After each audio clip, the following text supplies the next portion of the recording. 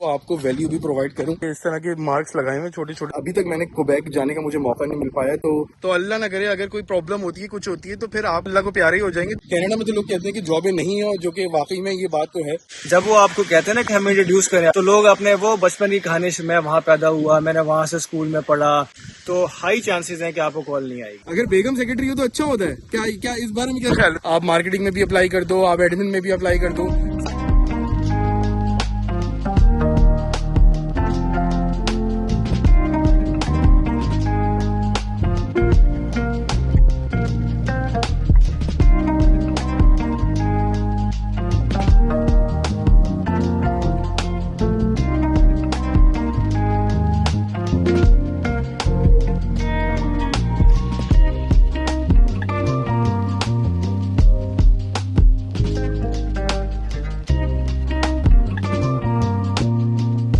अस्सलाम वालेकुम guys and very very welcome back to my YouTube channel. तो भाई गेम कुछ इस तरह है कि हमने लेक्स भी देख ली, हमने अल्बर्टा के पहाड़ भी देख लिए, हमने ओंटारियो की लेक्स भी देख ली। हमने जंगल का अब तक जो है ना एक्सपीरियंस नहीं किया था। रियल जंगल कैसा होता है, फॉरेस्ट कैसा होता है, सांप बिच्छू वगैरह इधर उधर कैसे घूम रहे होते हैं, क्या होता है क्या नहीं होता। तो हमने कहा कि यार चलो जू जाने से बेहतर है कि हम यहाँ पे आ जाते हैं। तो सदबरी के अंदर ये है गेम के भाई यहाँ पे इटसेल्फ तकरीबन 330 जो है वो लेक्स हैं यहाँ पे, और वो भी हैं, छोटे मोटे फॉरेस्ट भी हैं, क्या क्या चीजें बनी है, और सब कुछ फ्री है ऑलमोस्ट। ज्यादातर में टिकट नहीं है, तो which is a very very good thing. और अल्बर्टा में ये है कि जाने के लिए आपको ठीक ठाक पैसे खर्च करने पड़ते हैं वहाँ पे, मगर वो जो खूबसूरती है डेफिनेटली उसका कोई इससे कंपैरिजन नहीं है। वो तो नेक्स्ट लेवल ब्यूटी है। ऑब्वियसली मैं कोई कंपैरिजन नहीं कर रहा। एनीवे, तो भाई गेम ये है कि अगर तुम लोग चैनल पे नए हो, अब तक सब्सक्राइब नहीं किया तो फटाफट से सब्सक्राइब कर लो, वीडियो को शेयर और लाइक जरूर किया करो। और दूसरी बात ये कि भाई कमेंट्स के लिए asharsana@gmail.com के ऊपर जाके कमेंट्स कर सकते हो। तो बस ये गेम है, देख लो अभी।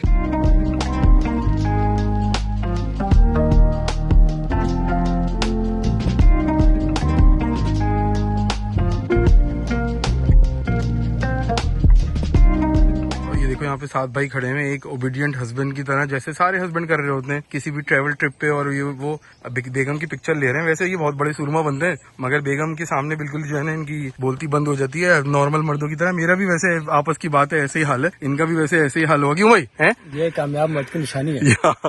अगर आपको अपने रिलेशनशिप में जो है ना खुश रहना है, तो ये कामयाबी को आपने फॉलो करना है बस जिंदगी भर। तो भाई ये है क्या यहाँ पे, ये देखो इन्होंने, ये अच्छी बात है कि ये इस तरह के मार्क्स लगाए हुए छोटे छोटे, ताकि आप कहीं रास्ता वस्ता भूल ना जाएं, कोई प्रॉब्लम ना हो। वैसे आजकल तो भाई गूगल का दौर है, जीपीएस जो है ना बेहतरीन चीज है, और आपके पास एज लॉन्ग एज मोबाइल होना चाहिए, इंटरनेट छोटा मोटा होना चाहिए, ताकि वो बस आपको थोड़ी गाइडेंस दे दे, तो फिर आप कहीं खोते होते नहीं है।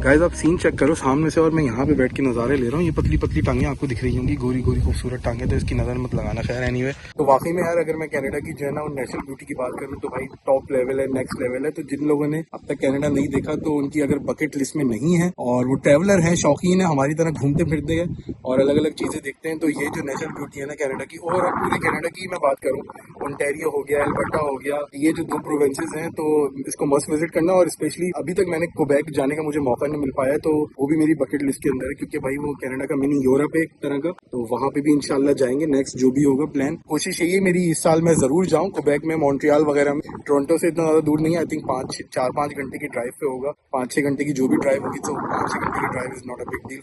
सूरज होता तो और ये 2-3 इसके जो है ना वो जबरदस्त चांद लग जाते 2-3, बट ये कि ठीक है, it is what it is. आप भाई यहाँ पे खड़े हैं, सोच रहे हो भाई, क्या सोच रहे हो? भूख लग रही है साथ को वैसे? हाँ भूख लग रही है। हाँ सोच रहा हूँ क्या खाना है। क्या खाना है, हाँ सही बात है। सदबरी में ऑप्शन है, अभी काफी ऑप्शन निकल के आ रहे हैं वैसे। सर्च करना पड़ेगा। हाँ चलो सर्च करते हैं, कुछ ना कुछ करते हैं, कुछ ना कुछ निकल जाएगा। वैसे मैं कल ग्रोसरी करने के लिए गया था, तो यहाँ पे ग्रोसरी वगैरह नॉर्मल प्राइस पे मिल जाती है आपको, बट ये कि स्पेशली अगर आपको हलाल चिकन और मीट की जो है ना वो चक्कर है, थोड़ा वो महंगा है। पहली बात तो ये कि, और दूसरी बात ये कि आपको मतलब पहले से प्लान करके रखना पड़ता है, क्योंकि कभी हम वॉलमार्ट भाग रहे हैं, कभी फूड बेसिक जा रहे हैं, कभी यहाँ जा रहे हैं, वहाँ जा रहे हैं, चीजें मिल जाती है, बट आपको थोड़ी महंगी मिलेंगी। रीजनल एरियाज की मैं अगर बात करूँ, एज कम्पेयर टू जो बिग सिटीज होते हैं, टोरंटो हो गया, कैलगरी हो गया, वो हो गया, जीटी के अराउंड हो गया, तो आपको वहाँ पे ज्यादा ऑप्शन मिलेंगे और चीप ऑप्शन मिलेंगे। जितना आप रीजनल में रूरल में जाओगे, उतने आपको महंगे ऑप्शन मिलेंगे और कम ऑप्शन मिलेंगे।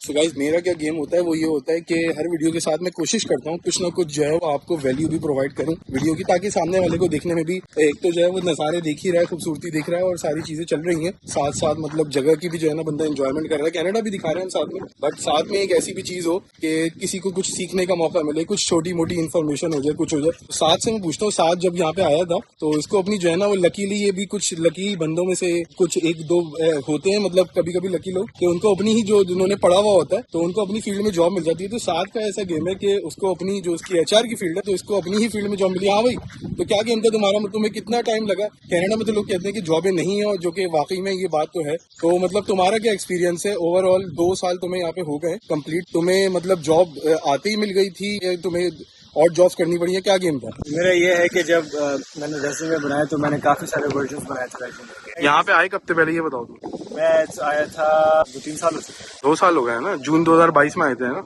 हाँ, तो उसमें यह था कि जब मैं डिफरेंट जॉब्स के लिए अप्लाई कर रहा था तो आपने रेज्यूमे अपना टेलर करना है ताकि आप उस पोजीशन के लिए अप्लाई कर सकें। ऊपर से आपने चीज़ को नोट करना है कि आप कंपटीशन किन लोगों के साथ है। ज़्यादातर लोग टोरंटो पहले आते हैं, मैं भी पहले वहीं आया था। तो अब आपने इस चीज़ का स्पेशली ध्यान रखना है। आप अपना जॉब टाइटल चेंज कर सकते हैं, जो जॉब डिस्क्रिप्शन उनको चाहिए। स्पेशली बहुत सारी कंपनीज ATS एक सॉफ्टवेयर है वो यूज करती है, उससे आपका रेज्यूमे सारा फिल्टर हो जाता है। अगर उनको वो कीवर्ड्स मिलेंगे तो फिर ही आपकी CV ऑटोमेटिकली शॉर्टलिस्ट होगी। यस, रिक्रूटर्स भी देखते हैं आपकी CV, लेकिन जितनी जल्दी आपके कीवर्ड उससे मैच कर रहे हैं आपकी रेज्यूमे उतना ही आगे जाएगा। और फिर हम मल्टीपल दें, for example junior position, mid level, senior, उसके हिसाब से आपने अपना रेज्यूमे आपने टेलर करना है। ये सबसे ज्यादा इंपॉर्टेंट है। एक और इंपॉर्टेंट बात है, अगर आप BT में रह रहे हैं, लेट्स सपोज आप पिकरिंग में रह रहे हैं और आप अप्लाई कर रहे हैं मिसिसागा में, तो हाई चांसेस हैं कि आपको कॉल नहीं आएगी क्योंकि वो बहुत दूर है। अगर आप चाहते हैं कि आपका रेज्यूमे शॉर्टलिस्ट हो तो आपने अपना रेज्यूमे में एड्रेस चेंज कर देना है या पोस्टल कोड चेंज कर देना है। मैं HR में हूँ तो हम भी ऐसे ही करते हैं।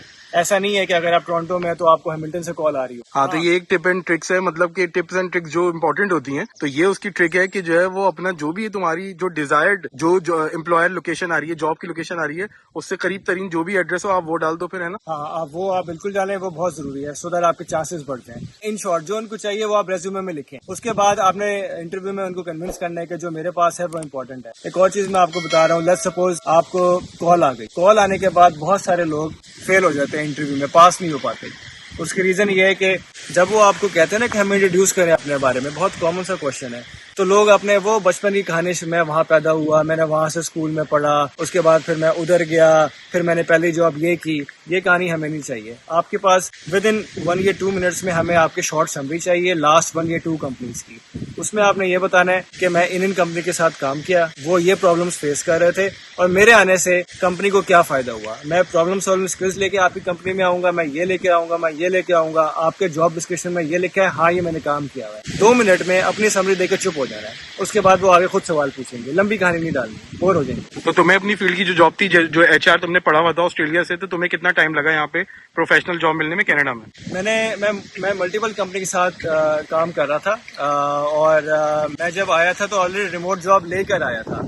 तो मैंने आई थिंक 6 to 7 मंथ्स के बाद फिर मैंने प्रॉपर्टी दूसरी जॉब्स के लिए अप्लाई करना स्टार्ट किया। पहले तुम वर्क फ्रॉम होम टाइप की जॉब कर रहे थे ना अपनी कंपनी के, पाकिस्तान में जो कंपनी थी? वो बेसिकली पाकिस्तानी कंपनी नहीं थी, उनकी ऑलरेडी जो है 5 रिमोट काफी सारे मुल्कों में काम कर रही थी, रिमोट कंपनी थी। लेकिन जब मैं यहाँ आया फिर मैंने 8 मंथ्स के बाद कंपनी चेंज कर ली। ओके, तो फिर तुम्हें 8 मंथ्स के बाद अपनी प्रोफेशनल जॉब मिल गई थी, है ना? पहले भी प्रोफेशनल थी, और अभी भी, मतलब फिर बाद में भी, पहले भी प्रोफेशनल थी और बाद में भी प्रोफेशनल मिली, और उसके बाद जो नेक्स्ट स्विच किया तुमने यहाँ पे सदबरी के अंदर, तो वो उसका जो पे स्केल था और जो उसकी पर्क्स थे और चीजें थी वो ऑब्वियसली वहाँ और टोरंटो से तुम्हारी बेहतर थी, है ना? हाँ, आप जब भी जॉब चेंज करेंगे तो आपको कुछ ना कुछ तो कॉस्ट बेनिफिट एनालिसिस मिलना चाहिए ना। Of course. So guys, hopefully आप लोगों को ये चीजें समझ में आ गई होंगी। मैंने सोचा कि आज की जो वीडियो है ना उसमें टिप्स और ट्रिक्स बता देता हूँ जो कॉमनली होती हैं चीजें। बहुत सारी चीजें होती हैं जो लोग जॉब ढूंढने में, और उसमें जो है ना आपको ये नहीं होता कि आपने सेल्स का CV बनाया, आप मार्केटिंग में भी अप्लाई कर दो, आप एडमिन में भी अप्लाई कर दो, सबको एक यूनिवर्सल CV बना के जो है ना आप पेल दो। ऐसा कुछ नहीं होता। मैं कोई वो रिक्रूटर नहीं हूँ या कोई मैं बहुत ज्यादा कोई एक्सपर्ट बंदा नहीं हूँ, बट जो एक्सपर्ट बंदा था मैंने आपको उसकी राय बता दी है। HR मैनेजर है यहाँ पे, और तुम लोग अपनी CVयां भेज देना asharsana@gmail पे। अगर कोई जॉब होगी तो बता दूंगा तुम्हें, मजाक कर रहा हूँ, ऐसा कुछ नहीं है। साथ भी देख रहा है मुझे घूर के कि ये अशर भाई को क्या हो गया। भाई अगर किसी की की मदद हो सके यहाँ पे कुछ भी हो, अगर कोई पोजीशन आएगी तो फिर बता देंगे, क्यों भाई, सही बात है ना, किसी की अपनी कम्युनिटी की यार किसी की हेल्प हो जाए, व्हाई नॉट। तो मैं भी यही बोल रहा था कि अपनी कोई जॉब वॉब निकालो और अपनी बेगम को जो है ना वो बोलो उनको, चीफ साहब को जो तुम्हारे सीईओ है कि भाई उनको जो है ना वो सेक्रेटरी की कोई वो है तो साथ की जो है ना वो अच्छा हो जाएगा। सही सही बात है ना भाई, अगर बेगम सेक्रेटरी हो तो अच्छा होता है। क्या क्या इस बारे में क्या ख्याल है तुम्हारा? अगर प्रोफेसर है नहीं दूर दूर तक इतना एक्टिव नहीं करता। ऑफिस में इंसान अलग होता है, घर में अलग। घर में अलग होता है कि भाई ये क्या बात हुई, बीवी नफरत करेगी मुझे ऑफिस में, ऑफिस में अलग होता बॉस बीवी, अगर घर में देखो बीवी बॉस होती है और ऑफिस में अगर आप बॉस हो जाए तो क्या हुआ इसमें, है। बड़ा फर्क है। बड़ा फर्क हो ये जाता वो है। क्या कहते हैं, वो अक्सर अक्सर कहते हैं ना, इसके बारे में जो भी कमेंट्स हैं इनको ईमेल करें। हाँ सही बात है। तो भाई तुम लोग इस बारे में जो भी कहते हो तो वो भाई ईमेल कर देना। तो बस मैंने सोचा कि यार छोटी मोटी वीडियो बना के और थोड़ा तुम लोग को नज़ारे दिखाता हूँ, साथ से कुछ चिट चैट करता हूँ, बात करता हूँ और जो भी वैल्यू होती है प्रोवाइड करता हूँ। बस अब हम यहाँ से कुछ खाने पीने जा रहे हैं और फिर इंशाल्लाह वो दिखाता हूँ। अच्छा एक और बात मैं बता दूं आपको, कनाडा का में ये गेम है, हम लोग काफी जो है ना अभी आजकल लेक्स वगैरह जाहिर है आपको पता है यहाँ पे दुनिया में सबसे ज्यादा लेक्स इधर ही मौजूद है ऑलमोस्ट कनाडा में। तो हम लोग लेक्स आजकल एक्सप्लोर कर रहे हैं, बीचेस को एक्सप्लोर कर रहे हैं। तो ये बात है कि आप हर जगह जो है ना वो मना करते हैं लोग कि आप हर जगह जो है ना वो बीच पे जाके बस ऐसे ही मतलब नहाना ना शुरू कर दें, क्योंकि वो सेफ्टी सिक्योरिटी नहीं होती उस लिहाज से। क्योंकि यहाँ पे ये है कि ये अनअटेंडेड बीच है, यहाँ पे कोई भी लाइफ गार्ड वगैरह नहीं है, कुछ नहीं है। तो अल्लाह ना करे अगर कोई प्रॉब्लम होती है, कुछ होती है तो फिर आप अल्लाह को प्यारे ही हो जाएंगे। तो फिर उस सूरत में वो कहते हैं कि भाई आप हर जगह जाके जो है ना वो नहाना ना शुरू कर दें। तो जो डेजिग्नेटेड बीच बने हुए होते हैं यहाँ पे तो वो लोग उसको ही प्रेफर करते हैं कि वहां पे जाके वो नहा लेते हैं। और वो यहाँ सदबरी के अंदर बेल पार्क वाला जो बीच है, लोग काफी लोग तादाद में वहीं पे जाते हैं। तो इंशाल्लाह अगर मौका मिला तो हम भी जाएंगे।